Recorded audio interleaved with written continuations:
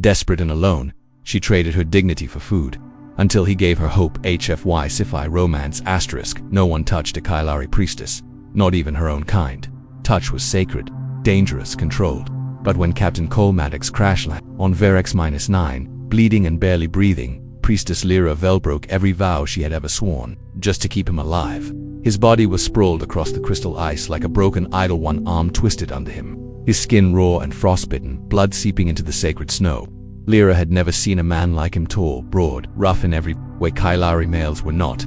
His chest rose and fell in slow, struggling breaths. He was dying. She wasn't supposed to help. The laws of her order were older than the stars. A priestess must not touch flesh without ritual, especially not alien flesh, especially not male flesh. But she did. Her fingers, glowing with soft green light, hovered above his chest.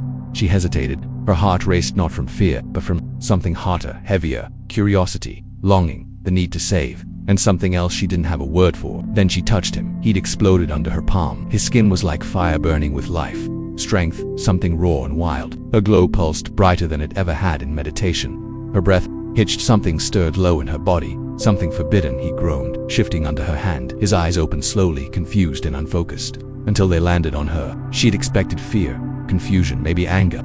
Instead, he smiled. "I thought you were a god," he whispered, voice rough like gravel. "No," she said softly, "just a priestess." He smirked.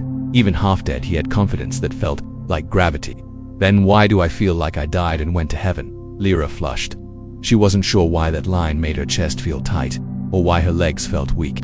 She dragged him from the snow, inch by inch, back to the hidden chambers. Under the glacier temple, her glow lit the way. He leaned on her, heavy and strong, groaning with each step but never once asking her to stop. When they reached the chamber, she laid him on a heated slab. The room was silent, save for his breath and her racing heart. She pulled the remains of his armor from his body, careful, almost reverent.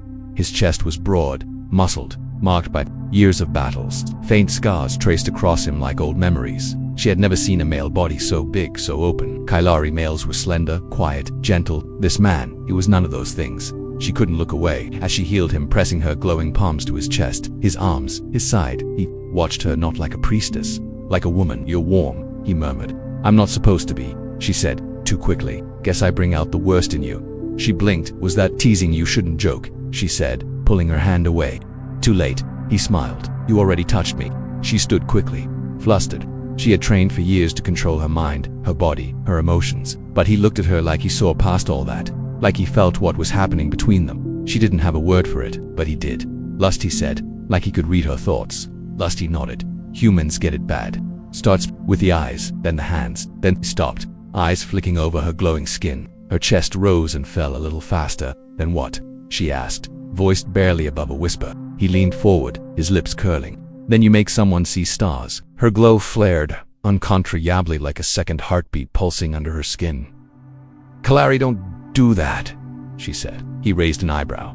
"You sure about that?" She wasn't, because when he smiled like that, crooked, warm, daring, it made her forget centuries of tradition. It made her forget the temple walls, the vows, the fear. She only remembered how his voice felt in her bones, how his heat chased, the way the cold, how his eyes held no judgment, only want. And when his hand, rough, strong, reached up to touch her cheek, she didn't stop him. "You saved my life," he said. "Why? I don't know," she whispered. "I just had to." He nodded slowly, fingers brushing her jaw. The body trembled under his touch. She had been taught that flesh was weakness, but in that moment it felt like strength. She leaned closer, not because she meant to, but because she couldn't stop. And when their lips met, it wasn't holy or sacred or part of any ritual, it was real. And for the first time in her life, Lyra Vel didn't feel like a priestess. She felt like a woman, and she didn't want it to end. Lyra didn't sleep that night. She sat cross-legged across from him in the low temple chamber, hands folded in her lap, eyes wide in the dim blue glow of her own skin. Cole had fallen asleep eventually after another round of healing, a warm root broth she brewed from sacred herbs, and a few more stolen touches that weren't exactly healing. Now he was snoring gently on the heated slab, bare chest rising and falling in slow rhythm. He looked different in rest, softer, less like the wild creature that fell from the sky, more like something hers. She shook that thought away. What was she thinking? She had broken the high vow. Let an alien inside a temple touched him, even kissed him. She should have reported him. She should have turned away. But when he had said, "You made me see stars," her heart had done something strange. It didn't beat harder, it bloomed. The old texts never warned her about that.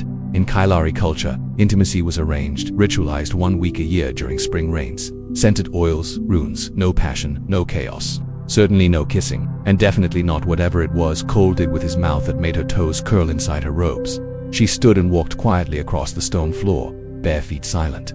She paused beside him. His arm had fallen off the side of the bed, his fingers twitching lightly as if dreaming. She reached down without thinking and touched his knuckles. His hand twitched, then curled around hers in his sleep. She stared at that connection for a long time, hand in hand, palm to palm. 2 species, 2 planets, 2 lives tied together by something completely outside any sacred law. Instinct, priestess, he murmured in his sleep, lips parting. Your lips, tastes like lightning. Her glow pulsed again. She pulled her hand back quickly. The next morning, he woke before her at least. He pretended to wake before her. She had watched him open one eye, shut it, then stretched like he was trying to impress. The air. Morning. Beautiful, he said, grinning from the bed, arms behind his head. Unless I'm dead, in which case, this afterlife's doing things to me. You're not dead, she said, suppressing a smile. Pity thought, angels wore more clothes. She scowled, but her glow betrayed her. Bright, warm, 2 bright humans, she muttered, turning away, always saying strange things. Strange. Now, honest. He stood slowly, still shirtless, and walked toward the temple spring, letting the warmth of the room wash over him. She tried not to look but failed. He wasn't just large by Kailari standards, he was huge. Muscles where her species didn't even have names for muscles. His body was covered in a fine trail of hair across his chest and down. She looked away so fast she almost twisted her neck. You okay, priestess? He called, half laughing as he dipped a hand into the spring. You're glowing like I just proposed. You should bathe, she snapped, flustered. You smell like blood and fire. Don't pretend you weren't sniffing me last night. I was checking for fever. He laughed again, the sound deep and careless. It echoed off the stone like music. I like your laugh, he said suddenly. She blinked. I didn't laugh, you did. Just now, in your throat. Kailari didn't laugh, at least, not openly. It was considered base, primitive, but she had, and it felt good. Later that day, she gave him a tuniclan made of ceremonial fabric, etched with priestess markings. Won't they be mad if I wear this? He asked, holding it up like a dress. They'd be more mad if I let you walk around shirtless. He wiggled his eyebrows. Are you saying my body's distracting you, priestess? Her face heated again. Her glow pulsed wildly now, dancing along her collarbone in flashes of pale jade. She crossed her arms. Humans are ridiculous. Yup, he said, pulling the tunic on. But we are fun. She studied him. He looked oddly dignified in it. Still rugged, still powerful, but now connected to her world, like he belonged. He caught her staring and gave her a softer smile. The teasing vanished from his eyes, replaced by something quieter, more honest. You didn't have to save me, Lyra. She flinched. Don't say my name like that. Like what? Like it means something. It does, he said. To me, silence settled between them. But it wasn't awkward, it was full, heavy with things they weren't ready to say yet. That night, when she lay down on her side of the chamber and he on his, their hands reached out, almost touching, and they stayed that way, inches apart, glowing fingers and warm skin, a quiet understanding. Whatever this was, it had already started. Asterisk. Cole couldn't sleep. The stone floor beneath him wasn't uncomfortable. Lyra had laid out soft temple pads and even folded a thick ceremonial cloth beneath his head, but sleep refused to come. Maybe it was the strange hum of the crystal walls. Or maybe it was the Kailari woman just 6 feet away, glowing in the dark like a quiet flame. Lyra lay on her side, facing him. Her long silver hair spilled across her arm, her chest rising slowly beneath a thin layer of temple silk. Her glow was soft now, not frantic like before, but warm, steady, comforting, and all he could think about was how she looked at him earlier, like she wanted to learn his shape by memory. He turned over, exhaled, and whispered, "You awake?" Silence. "Then I am now." Her voice wasn't annoyed. It was curious. "Can't sleep," he said. "I noticed." He hesitated. "Then is it wrong that I keep thinking about you?" That earned him a flicker of glow, brighter across her cheekbones. "You're not Kailari," she said, "so your thoughts are your own. But what if I'm thinking about the way your fingers felt on my chest?" Her breath hitched. Her eyes met his, glowing just slightly. "Then your thoughts are warm." Cole grinned in the dark. "You're the first woman who's ever called." Commuted, she smiled. "Barely." "You're the first man who's ever survived touching me." He blinked. "Wait, what?" Lyra sat up slightly, brushing her hair back. "Kailari priestesses. Our skin has protective energy. It burns when touched without permission, or when our body doesn't want it." Cole's eyebrows rose. "So you're telling Miff I touched you and you didn't like it? I'd be fried." "Worse," he laughed, shaking his head. "No pressure, huh?" She smiled again, a little more. "This time you're still here, aren't you?" "I am," he said softly, "and I don't want to leave." She stared at him for a long time, then lay back down facing him once more. Their eyes stayed locked across the small distance. Do humans always speak so openly about desire, she asked. He chuckled. Depends on the human. I was raised in a Navy outpost. Space was tight. Secrets didn't last long. Lyra seemed, if you think about that. Then she said something that surprised even her. I've never been with anyone. Cole blinked. No one. No, she said. Priestesses are bonded to the temple. We serve light. We don't explore flesh. He swallowed. But you want to. I didn't, she said honestly. Not until you. Her voice was steady, clear. Her glow pulsed softly across her arms, wrapping her in warmth. Cole sat up, the blanket falling from his chest. You ever want to be touched? He asked quietly, like a man trying not to shatter something sacred. She nodded once. He stood, bare feet brushing the cold stone, and crossed the space between them. He didn't reach for her. He just sat, close enough that she could feel his body heat through the air. If I touch you, he said, you tell me when to stop. I will. And if your skin burns me, it won't, she said. Not anymore. Their eyes locked. Slowly, very slowly, he reached out and touched her cheek. Nothing burned. Instead, her glow surged brighter, racing from her neck to her fingers, like her body had been waiting for this, like it had HUNGERED. That, she gasped softly, and leaned into his hand. Cole leaned forward, his thumb brushing her jaw. Lyra, he whispered, I think I've been falling for you since the moment I crashed into your planet. She smiled, really smiled this time, and her hand came up to touch his chest. You landed in sacred territory, she whispered back. I've always had bad aim. And then, without fear, without permission from ancient rules or long dead, Godsey kissed him. That wasn't a shy kiss, it was full, deep. Her glow flared between their bodies, lighting the room in soft, pulsing green. His hands slid into her hair. Hers curled round the back of his neck. And for the first time in either of their lives, it didn't feel forbidden. It felt right. When they finally broke apart, breathing hard, skin flushed, Cole rested his forehead, but against hers. So, he murmured, still think humans are strange? Yes, she said, voice low, but I want to learn everything about you. Cole smiled. Oh, sweetheart, he said, kissing her jaw, you're gonna need both hands for that lesson. And in the middle of a holy temple, surrounded by silent statues of ancient purity, Lyra Vell let go of every vow she'd ever made, and chose him. The sun never truly rose on VI Rex-9. The planet lived under a perpetual shimmer of twilight, where light filtered through layers of ice clouds and painted everything in cold gold. But in the sacred chambers beneath the glacier, it felt like morning. Lyra woke first, her head rested on Cole's shoulder, her leg draped over his. His arms were wrapped around her, strong and careful, like he wasn't sure if she'd still be there when he opened his eyes, but she was, and she wasn't leaving. Her fingers brushed across his chest slowly, tracing the ridges of old wounds and the rise of muscle beneath warm skin. Kylari males had smooth torsos, soft-spoken, soft-bodied, polite. Cole was the opposite. He groaned lightly, stirring. Then a hand slid down to her hip, pulling her just a little closer. He muttered, eyes still closed. Is this the part where you ask me to leave and call me a disgrace to your temple? She chuckled. No, good, he whispered, pulling her even tighter. Because you snore, I do not. You glow when you sleep too, like a little alien nightlight. She pinched his arm. He grinned, eyes opening slowly. For a moment, neither of them said anything. Their eyes locked, close, intimate, full of unspoken things. Her hand settled on his abdomen, and she felt his heartbeat there, strong, steady, fast. You really are different, she said softly. Good, different. Very. She pulled back the blanket and sat up slowly, her robe half draped over her shoulders. Her skin shimmered faintly in the low light, bare and glowing from within. She turned slightly, glancing over her shoulder at him. Your body is built for things Kylari aren't. Cole raised an eyebrow. You mean sex? Her glow pulsed brighter. That word is not in our language. Guess you'll need to learn Galactic Common, he grinned, propping himself up. First lesson. Human males are biologically gifted. She looked at him, narrowing slightly, but smiling all the same. I noticed. He reached for her hand. She took it. Their fingers didn't match. His were broad, rough from years of ship repair and battle drills. Hers were long, elegant, lit with bioluminescent lines that pulsed in soft rhythm when their palms pressed together. Something strange happened. Not pain, not shock, just heat, deep and magnetic. Lyra, he said seriously, what happens now? She looked down at their hands. Now we hide. His jaw tightened. From your people, she nodded. The high matrons will have sensed the energy shift from my glow. They know something's changed. Do they know why? They'll assume I've bonded, but they'll never guess it was with a human. He pulled her gently into his lap, cradling her like she weighed nothing. Why not? He asked. Because they think humans are primitive, dangerous, uncontrolled. Cole chuckled. Well, 2 out of 3. She ran her fingers along his jaw, then leaned forward and kissed him soft this time, but lingering. I'll protect you, he said when their lips parted. She smiled, sadly. No, Cole, we protect each other. Later, after washing in the temple spring and dressing in the plain robes of a novice, Lyra led him down the hidden tunnels beneath the glacier. The path was narrow, walls slick with cold. Her glow lit the way. I used to come here to meditate, she whispered. Not anymore. Now I come to feel. They reached the small chamber she'd once used for solitary fasting. It was warmer. Now, from the heat of his presence, from the echoes of the night before, Cole took off his boots, sat cross-legged on the stone floor, and looked around. You know, he said, for a place of silence and peace.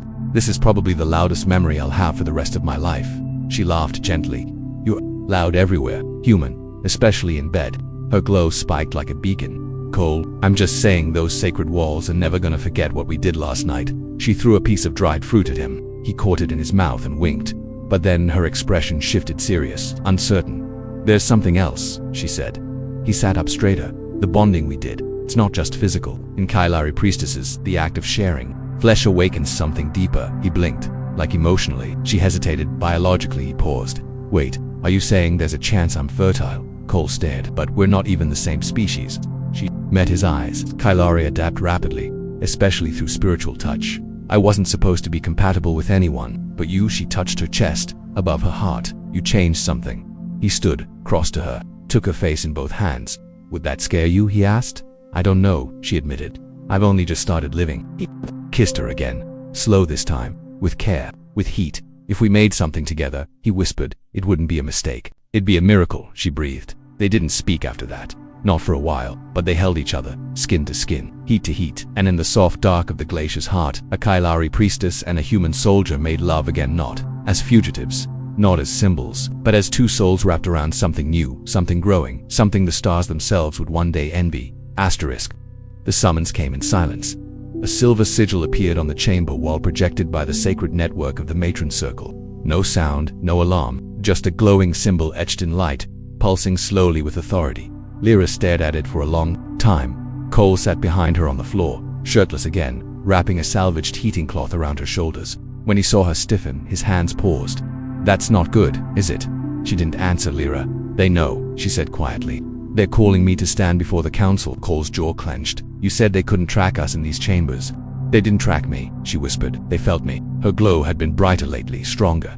It wasn't just from emotion or arousal. It was something deeper now, internal. A new kind of energy that pulsed low in her belly and danced through her chest. When Cole touched her, he stood and paced, fists tightening. So they're what, coming for you? Us. They'll ask me to confess. And if you don't, I'll be exiled. Stripped of my name, erased. He stopped, turned, stared at her. You saved me. You healed me. You made love to me, Lyra. You chose me, and now they want to erase you for it.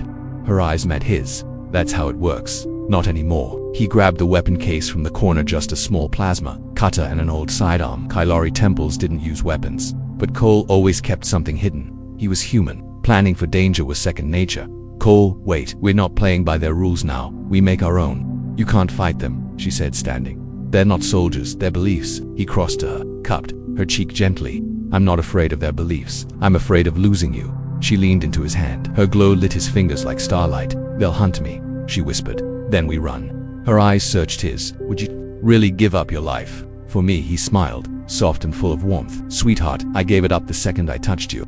She pressed her forehead to his. Her voice was trembling now. I've never run from anything, not even pain, not even loneliness. Then don't run alone. A few hours later, the outer senses chirped, faint at first, then louder. Lyra pulled on a travel robe, dark and plain, the kind worn by exiles and shadow monks. Cole grabbed his pack. Inside, one ration cube, a compressed medkit, and a sealed container holding Lyra's ancestral beads, now stripped from her temple status, but not from her soul. The temple trembled slightly as the outer sanctum doors opened. Matrons had arrived. We have to go, she whispered. Route? Cole asked. East, through the frozen canyons. There's a supply chamber from the old pilgrim network. If we reach it, we can send a signal. He grabbed her hand. Lead the way. They fled through tunnels she hadn't walked in years, once sacred paths of silence, now echoing with their breath and heartbeat. Lyra's glow dimmed to avoid detection, but Cole's heat was impossible to hide. Behind them, the whispers of priestesses followed. No shouting, no weapons. Just relentless presence, like the cold itself, chasing them down. At one point, they paused under a crystal arch where pale blue flowers grew from the ice. Lyra gasped. What? Cole said, looking around. She grabbed his wrist and pressed it to her stomach. He felt it, a pulse, not hers, not his, something new. I felt it, she whispered just now for the first time. He stood still, stunned. You're sure? He said. Tears shimmered in her eyes. Yes. A slow, stunned grin spread across his face. Well, damn, that explains the globe. She laughed despite the danger, despite the fear, and kissed him hard. Not gently this time, not worshipfully, but like a woman no longer hiding. Then, in the silence after, she whispered, We have to protect this. Not just us. This. She placed his hand back over the spot. He nodded. We will. They moved again faster now, and somewhere behind them, the temple bells began to ring. Not alarms. Judgment. It was official now. She was no longer a priestess, she was a heretic. And he was her protector, her partner, the father of something that had never existed before, half-human, half-Kale Ari. And every force in the galaxy would come for them, but in Cole's mind, only one thing mattered now. They wouldn't get through him to do it. Asterisk, the wind in the ice canyons wasn't just cold. It was a warning. Each gust howled like a voice from the past, chanting oaths, vows, and threats that no longer held power over her. Lyra pulled the heavy cloak tighter around her shoulders as she and Cole made their way across the broken ice ridges. The glow of her skin now faint, but never gone. Cole walked just behind her, his boots crunching against ancient snow, weapon slung over one shoulder, eyes scanning every ridge. His military instincts had kicked in completely, now his movements silent, his breath even protecting. Her wasn't a job anymore, it was purpose. She stumbled once, ankle twisting in a shallow crevice, and he caught her instantly. You okay? He asked, voice low. She nodded, breath fogging between them. Just a crack. Careful, you've got cargo now, he said, resting his hand over her abdomen for just a second, just long enough to feel that faint, unfamiliar flutter again. She blinked, it moved. He grinned. Told you, human genes are stubborn. They didn't talk much after that. Every step was precious. Every breath counted. The temple matrons weren't behind them anymore, not in the literal sense, but Lyra knew they were being watched. The sacred order didn't chase with blades, they hunted with silence. By the time they reached the outer supply chamber, night was falling, or what passed for night on Varex 9. A soft silver haze settled over the canyon, distant temple lights shimmered like distant ghosts on the horizon. The chamber was older than either of them, expected its outer door warped by time and frost. But when Cole pulled the power latch, it hissed open. Inside, heat, dim light, old survival rations, and a functioning communication relay buried in the wall. Lyra exhaled and collapsed to the floor, chest heaving, arms wrapped around her middle. Cole dropped beside her, his back to the wall, sweat glistening down his neck. Not bad for a couple of heretics, he muttered. She laughed softly. You're not a heretic. I kissed a priestess. I think that makes me a galactic-level blasphemer. She leaned against his shoulder, eyes half closed. It was worth it. Still is, he said, kissing the top of her head. Always will be. The warmth of the room began to soak into them. For the first time in days they could breathe later. While Lyra slept curled in a nest of old temple blankets, Cole activated the relay console and stared at the blinking interface. He had one chance, one signal. He typed the code slowly, deliberately. The channel wasn't military or diplomatic. It was personnel sent to someone he trusted more than anyone. Commander Nyla Graves, retired, his old squad mate. The message was short. Need extraction, non-combat. One human, one family. He hit send. Then he sat in the dark beside Lyra and watched her sleep. Her hand was resting over her stomach, and her bioluminescence pulsed faintly beneath her skin, softer than before, but warmer. Steady. And for the first time since he crashed on this frozen world, Cole felt something strange and unfamiliar in his chest. Hoped in the morning. Lyra woke to the soft hum of power surging through the old CUM system. Cole had rigged an old battery to stabilize the console overnight. He was still awake, still watching the entrance, weapon nearby. You didn't sleep? She asked softly. I did, he said. With one eye, she sat beside him, pulled a blanket around both of them, and laid her head on his shoulder. You're always watching over me, he smiled. It's what I do. She was quiet for a long time. Then, with no warning, she whispered, I don't think I ever believed in the gods. He blinked. You priestess of the core temple. I believed in the rituals, the teachings, the order, but not the gods. Not really. He turned to her. What do you believe in now? She placed her hand on his chest again, right over his heart. His breath caught. Her eyes were glowing again, brighter now, pulsing with soft green warmth, and something else, golden, a new light, new life. I think, she said, we created something sacred. Cole smiled, heart thudding hard against her fingers. I've never been religious, but I'd kneel for you. She smirked. Careful. I might make that part of our bonding ceremony. They kissed against low, warm, no rush, the kind of kiss that says, I see you, I choose you. The relay crackled. A voice came through crackly, distorted but unmistakably human. Signal received. Coordinates locked. Extraction in 6 hours. Stand by. And Cole. He leaned in close to the mic. Yeah, you owe me so many drinks. He laughed loud, free, without fear. Lyra stood beside him, shoulder to shoulder. Her glow lit the whole chamber now. Not with danger, but with promise. They weren't safe yet, but they weren't running anymore. They were waiting together, and whatever galaxy waited on the other side of that sky, it was about to meet something new. Not just a human. Not just a Kailari priestess, but a bond that no law, no council, and no ancient code could erase. And it had a heartbeat. The transport ship broke atmosphere just before second dusk. its silhouette carved through the pale sky like a slow-moving comet, silent but deliberate. Below, nestled in the shadow of the frozen canyon cliffs, Cole and Lyra stood shoulder to shoulder beside the cum beak in her hand, gripping his gaze locked on the approaching vessel. Lyra's glow was full now, no longer hidden in fear. It pulsed steadily beneath her skin, radiant threads of green and gold weaving across her collarbones and down her arms. She wasn't a priestess anymore. She was something else, a woman, a mate, a mother. N. Cole Maddox. He wasn't a stranded soldier anymore. He wasn't a liability, a fugitive, or a walking diplomatic nightmare. He was hers, and she was his. The ship landed without ceremony, a long hiss of pressurized air, a side hatch cracked open, and down stepped Commander Nyla Graves' gray hair, pulled back, one hand on her hip, the other already giving Cole a look that said, "You better have a damn good story." He did, but he didn't tell it yet. Instead, he said, "One condition." Nyla raised a brow. "We haven't even said hello." He gestured to Lyra. "She comes with me, anywhere, no questions." Graves looked the glowing alien woman up and down. Her eyes flicked to Lyra's stomach, then back to Cole's. "That yours?" she asked, blunt as ever. Cole didn't hesitate. "Ours." There was a beat then. Nyla smirked. "Well, hell, we always knew you were reckless." Cole grinned. This time it paid off. She nodded once. "All right, lovebirds, get in, but you're doing the paperwork." They boarded the ship together. Lyra had never seen a human vessel. Up close, everything was harder, louder, made from welded metal and smudged glass, so different from the smooth crystal curves of Kailari architecture. But when she sat beside Cole, the hum of the engines beneath her feet, it felt like something she never thought she'd feel again. Home. They didn't go far, just far enough. A month later, they touched down on a small agroplanet called Miros Bend, tucked in the outer fringe of human-controlled territory. The colony had soil rich enough for food, a climate soft enough for recovery, and laws loose enough to let love bloom without explanation. Cole built the shelter with his hands. Lyra filled it with light. He planted crops. She planted memories and scripts from her childhood temple, etched into the walls of their new life. And every night, they slept wrapped around each other. Not because they had to, because they could. One morning, just as the twin suns were cresting the horizon, Lyra stood barefoot in the garden, her robe wrapped loosely around her belly. She stared at the dark soil, at the rows of seedling shoots, rising like tiny green hopes from the earth. Cole came up behind her, arms wrapping around her waist, chin resting on her shoulder. "She's kicking again," Lyra said softly.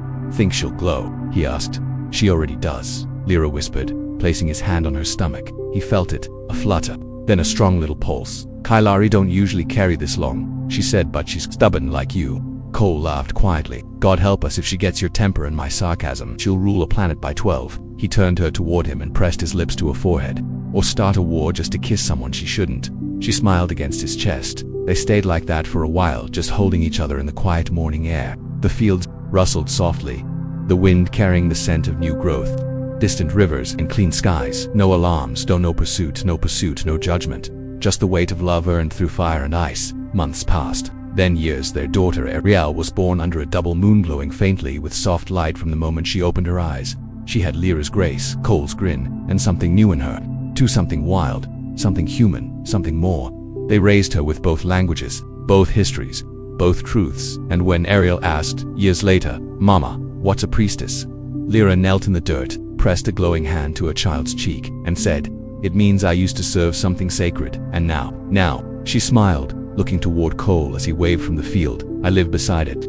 Cole called them in for supper with his usual loud charm, waving a pan in one hand and a spoon in the other. Lyra rolled her eyes. Ariel giggled. It wasn't just survival anymore, it was life, and far from temples, patrols, and silent rules carved in stone. The most sacred thing ever born of two worlds grew beneath twin suns in soil, watered not by gods, but by love. The kind only humans were stubborn enough to fight for. The kind only she had dared to choose. And every night, as they lay together in the warmth of their home, Cole would whisper the same words in her ear, words that had once been forbidden but now felt like breath itself. "You were worth the crash." And Lyra, glowing softly in the dark, would answer, "You were worth everything." END.